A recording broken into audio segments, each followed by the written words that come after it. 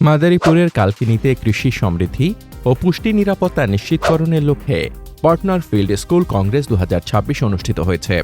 বুধবার বেলা 10টায় উপজেলা পরিষদ মিলনায়তনে কৃষি সম্প্রসারণ অধিদপ্তরের আয়োজনে পার্টনার ফিল্ড স্কুল কংগ্রেস অনুষ্ঠিত হয়। Agriculture and rural transformation for nutrition, entrepreneurship and resilience in Bangladesh প্রোগ্রামের আওতায় এই অনুষ্ঠানের আয়োজন করা হয়।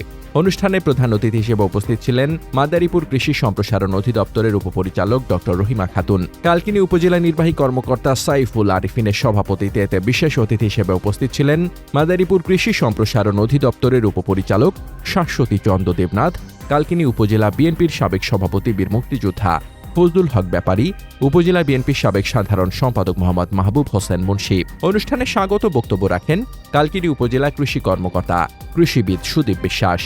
উপসহকারী কৃষি কর্মকর্তা জোবায়ের হোসেনের সঞ্চালনায় উক্ত অনুষ্ঠানে আরও উপস্থিত ছিলেন কালকিনি উপজেলা সমবায় কর্মকর্তা মোহাম্মদ মনির হোসেন, প্রাণী সম্পদ কর্মকর্তা ডাক্তার সিরাজুল ইসলাম, বিভিন্ন প্রিন্ট ও ইলেকট্রনিক মিডিয়া সাংবাদিকবৃন্দ এবং পার্টনার ফিল্ড স্কুলের সদস্যসহ অসংখ্য কৃষক কৃষানী অংশগ্রহণ করেন। কৃষি সমৃদ্ধি এই মূলমন্ত্রকে সামনে রেখে অনুষ্ঠানে বক্তারা বলেন, জলবায়ু পরিবর্তনের চ্যালেঞ্জ মোকাবেলা করে খাদ্য নিরাপত্তা নিশ্চিত করতে আধুনিক ও সহনশীল কৃষি প্রযুক্তির কোনো বিকল্প নেই। বক্তারা আরও বলেন, পার্টনার প্রোগ্রামের মাধ্যমে কৃষকদের দক্ষ করে তোলা এবং উদ্যোক্তা হিসেবে গড়ে তোলাই এর মূল উদ্দেশ্য।